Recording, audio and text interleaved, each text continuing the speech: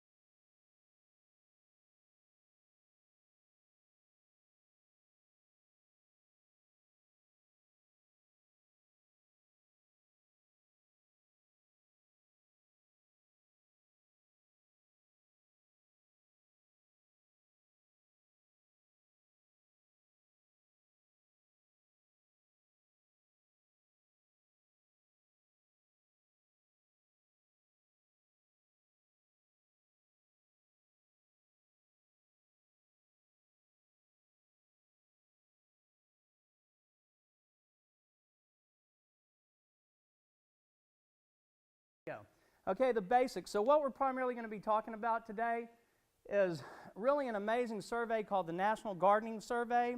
There's a group of people that put this out, and this is primarily a marketing tool that they sell to advertising agencies and things like that, people in the green industry, trying to tell them trends and all that of what's coming.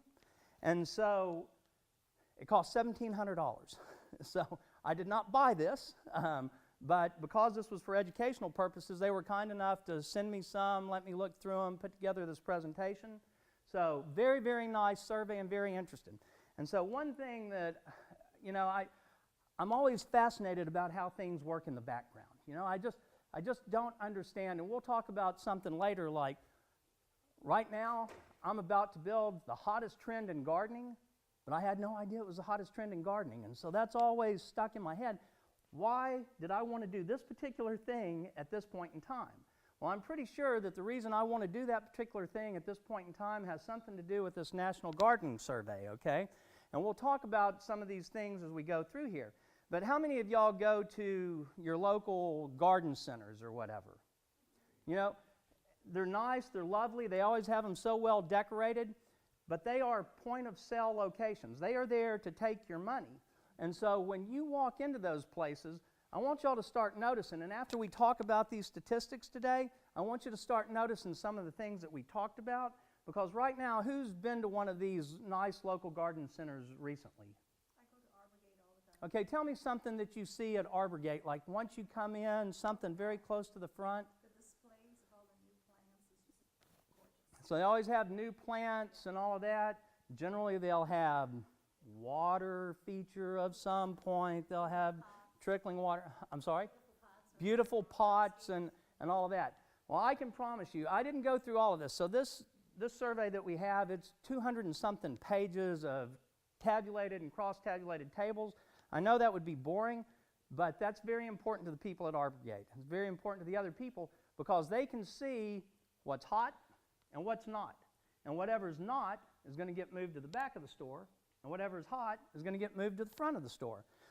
So this survey really does have practical use.